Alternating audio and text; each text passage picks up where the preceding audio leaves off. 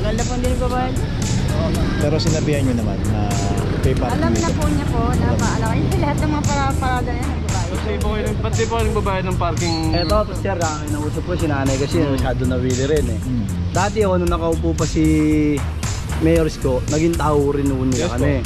Nagdadialysis ko kasi si nanay.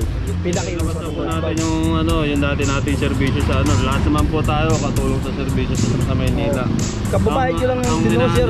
Lagi na lang din po ako magiging suki sa ganyan, sir. Opo, magparada ho tayo. Pag nagparada ho tayo, lalo po dito may pay parking.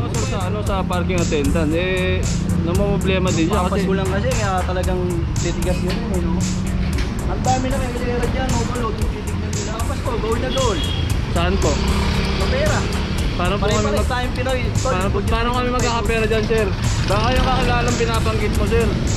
Wag kang nag-ano, sir. Wag kang nanunuro sa na kung saan pwede tayo magparada. Ngayon po, 2023 na, sumunod po tayo sa batas trapiko. Huwag po tayo maging pasaway. Yun lang po, salamat.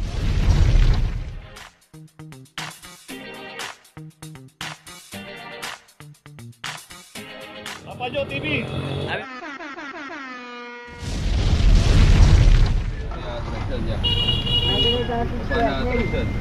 Mana attraction niya? Mana yung attraction? May kinakagala kami.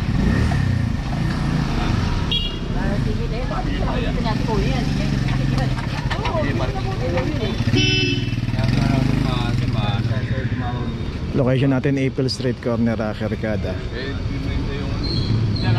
So ito yung naklamp dito, kinumplay ng isang PA dito kasi di nagbabayad ng parking. Ilang araw ito, ma'am? Tagal na po hindi nagbabayad. Pero sinabihan nyo naman na pay parking Alam dito. na po niya po na paalala. Hindi lahat ng mga parada na yan nagbabayad po eh. Bukod tangi lang siya. Opo. So yun, justify naman ng PA ito na hindi talaga nagbabayad. Kaya ito, naklamp na rito. So makikita nga natin yung mga nakaparada rito, halos lahat merong mga ticket. Ayan, mga ticket.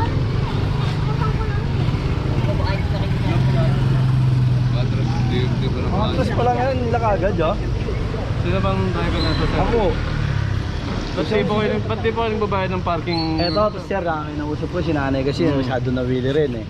Dati ako nung nakaupo pa si Mayor Isko, naging tao rin noon nila kami. Nagdadialysis ko kasi si nanay. Pinakiusap po namin yan. Ngayon, pumayag naman po kasi napakinabangan din nila ako, sound system, DJ nila ako. Ngayon, nung nawala po si Isko, pumalit naman po si Vice Mayor naman, yung Serbo. Spokesperson po ni yung Serbo ngayon, amo-amo ko rin, no? Kinausap namin. Nung pwedeng pakiusapan nung sinanay, sinabi ko sa kanya, para sasabihin na lang din doon. Nung una, ba't hindi ako kayo dumiretso doon? Ate Rowena, sir, nakausap ko rin si Chuck Perez, si Kuya Chuck. Monsieur, tatawagan din po natin yun, sir. Nang una ko, nagbibigay ako sa kanila. Alam niyo naman, sir, na nagre-remit dyan sila, di ba, sir? Sir, meron naman din, halos iba, nakikita niyo naman din yung... Sir, ilabas na po natin yung dati nating serbisyo sa lahat naman po tayo katulong sa serbisyo sa Maynila. Kababae ko lang din ako, sir. Lagi na lang din po ako magiging suki sa ganyan, sir. Opo, magparada ho tayo. Pag nagparada ho tayo, lalo po dito may pay parking, magbayad po tayo para di ho tayo nakakabala.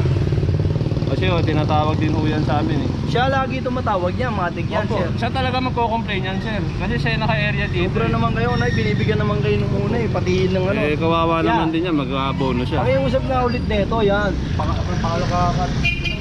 Pinakausap ni Mama ng mga yun. So ayan, usapin ng PA yan sa kanong may-ari ng sasakyan. Sa opisina na, sir, sa opisina na. Hindi na ho namin pwede tanggalin yan, may papel na rin ho yun eh. Makipagtulungan ka, sir, sa parking attendant. Namumblema din siya Papas ko lang kasi kaya talagang titigas yun eh, no? Ang dami na kayo kaya dyan, overload, titignan nyo lang. Sir, anong ibig mo sabihin sa magpapasko? Papas ko, goal na goal. Saan po? Kapera. Paano kami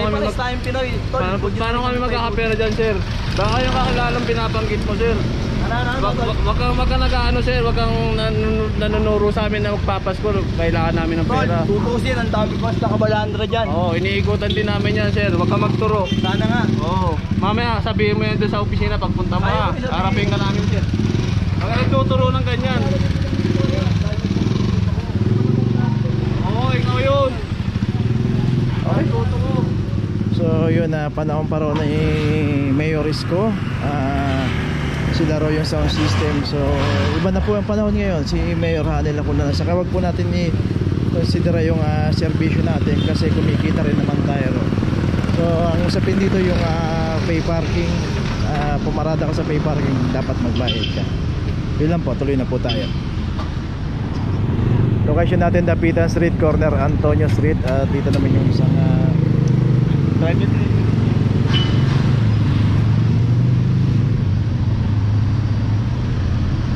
isang Ford EcoSport, pero yun nga, naka-hazard to, pero walang driver naman. So kayo pinaradaan ito, makikita natin nandito pa sa tapat, no parking. So yung mga signage na to, hindi po yan nilagay dito para dekorasyon.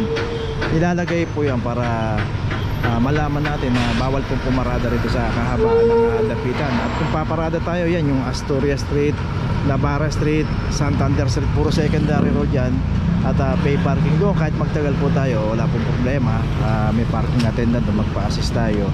Pero dito pagka na-tiyempuhan tayo, gaya niya, kahit nakasad yan pero nakaparada tayo sa no parking saka walang driver yun, matik na po yan. Okay, tuloy na po tayo.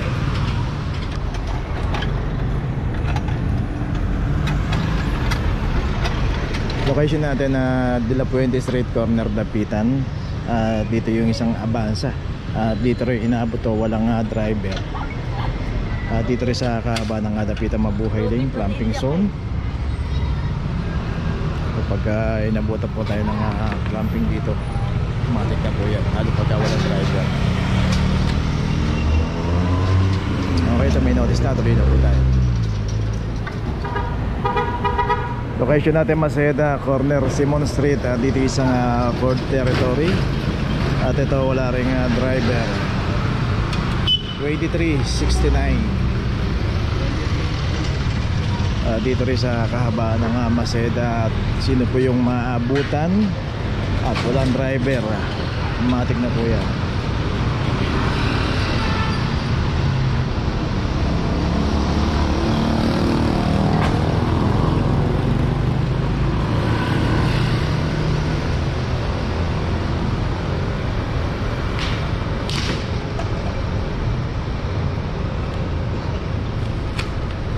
Okay, ito may notice na yung territory. Tuloy na po tayo. Huwag na naman ha. Ala namin wala na, Paskuhan na. Ano akala mo? Paskuhan na raw. Pwede na. Ito kasi nagpapaparada rito.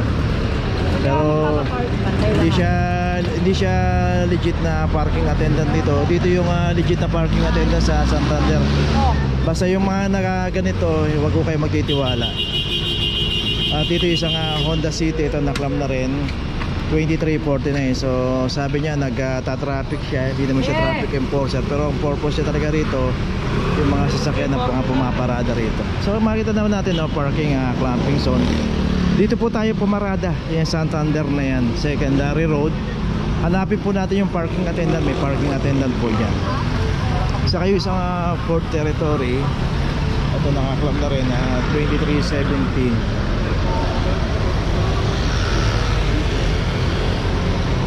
So yan, lahat ng mga nakaparada rito, yan, pay parking yan. May mga parking ticket yan, saka may parking attendant yan, naka-uniform yun at may ID. Huwag po tayo makikipag-ugnayan sa mga hindi legit na mga parking attendant. At hindi po tayo masasagip niya pagka nahuli tayo. Hindi tayo matutulungan yan. So yun, ang linaw na sinabi niya kanina na akala niya Pasko na, wala nang hulihan. Isibihin, yun nga, yung mga pumarada rito, pagka dumating yung mga may-ari, sisingilin nila yan. So dito kasi kawawa rin yung mga nahuhuli, no? Kasi akala nila pwede naman pumarada. Siguro pagka nabasa na lang natin yung mga signage na yan, magtanong lang po tayo saan pwedeng pumarada yung hindi tayo mahuhuli. Yun nga, ulitin natin, sa mga secondary road, Santander, Navarra Street, Astoria Street, may mga parking attendant po dyan, makipag-ugnayan po tayo. Ngayon, pagka wala pa akong bakanting slot, ikot lang tayo. maya maya ho may bakante na yan.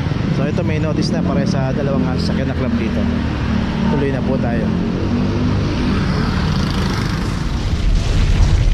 Dito na ngayon tayo sa opisina ng clamping sa impounding dito sa Central.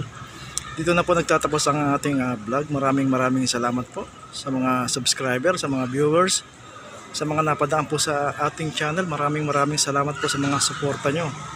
Sa mga hindi pa po nakakapag-subscribe, subscribe na po tayo mga kabayan. Maraming salamat po. Mabuhay!